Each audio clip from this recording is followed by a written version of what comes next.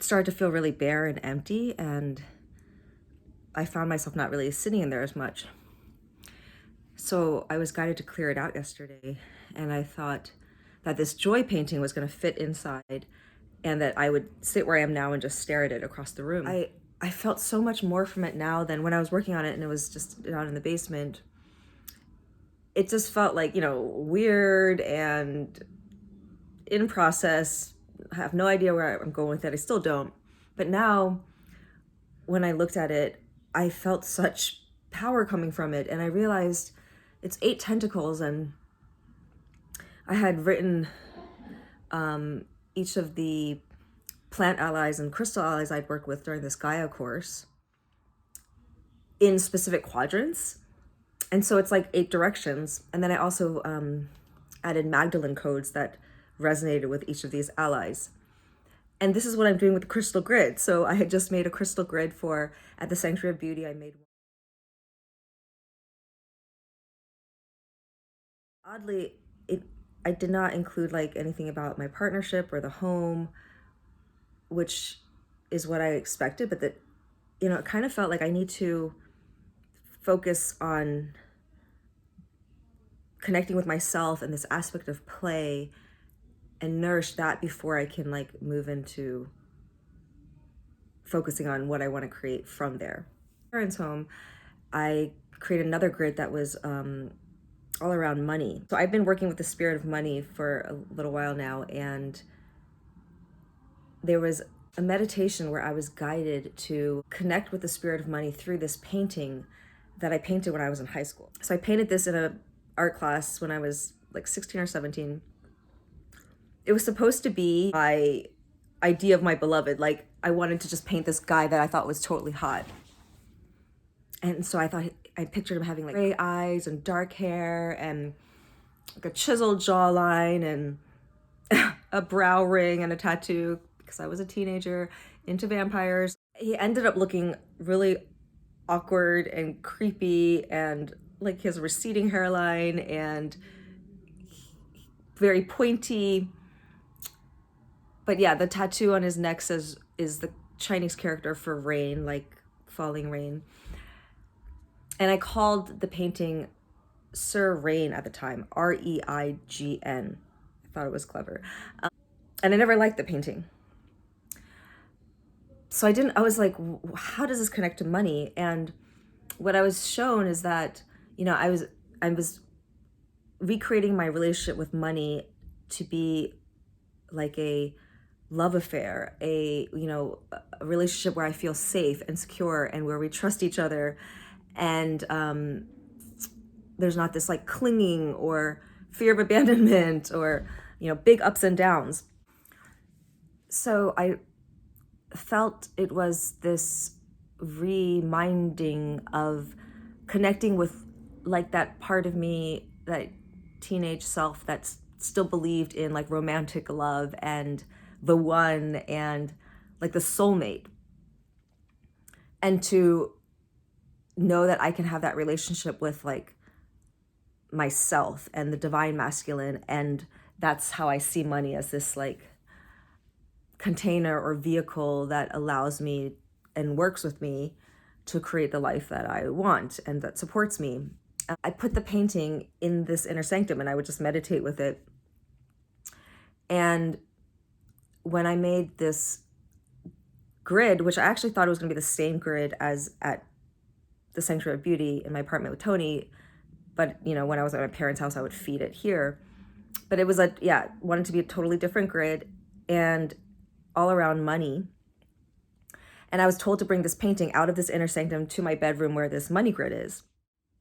It just feels like this this clearing out. So when I work with homes, all of life actually, but especially with homes, it's like a living metaphor. So this closet, right? This like that I turned into, instead of being a place where you just like store stuff, I turned it into this very intentional, magical space for me to connect with myself. And now it's like being cleared out, like my innermost parts kind of going through a rebirth. And the sense of, I think, inner worth that I've been developing, perhaps it's time to connect that with, to integrate it more fully, right, into the rest of my being, into my full bedroom, not just like one little part of me that I keep secret, but, and then when looking at this painting, it's like, and then out into the world, which is what the rebirth of the Golden Queen story, the second story of the trilogy, is about. It's coming home to oneself and then realizing that it's only from there that we connect to our place in the community and the abundance that's available to all of us, because the abundance is actually intimacy and connection with each other. I thought it was going to fit inside this nook, this closet. It's a lot bigger than I thought it was, which is pretty cool. Like, joy overflowing, can't be contained in some inner private sanctum, must be shared and expressed. I'm realizing that this shape that is this heart is actually, I think it represents my womb, and these are the tendrils of love and connection that come out from there. So when the closet was totally empty, I was like thinking, oh, maybe I'll just keep it totally clear, like new clean slate, and then just put the painting in front of it and meditate on that. I thought I would give it a cleansing and wanted to give gratitude for all the days I've spent in there, receiving guidance and just being with myself and writing. So I brought my crystal bowl inside, and it was doing a sound healing, and the sound is amazing.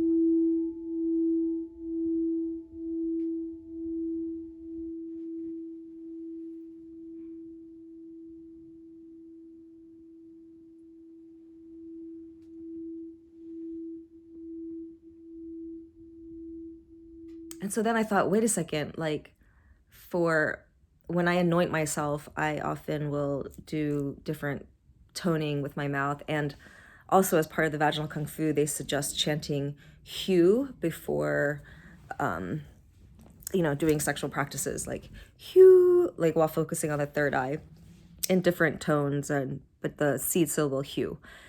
So then I was like, oh, I want to use this space again. And so I am just recreating it, see what else wants to be in this more inner womb region, now that the spirit of money is more out in the open. So this is the painting that's hanging in my inner sanctum now. It's called The Void, and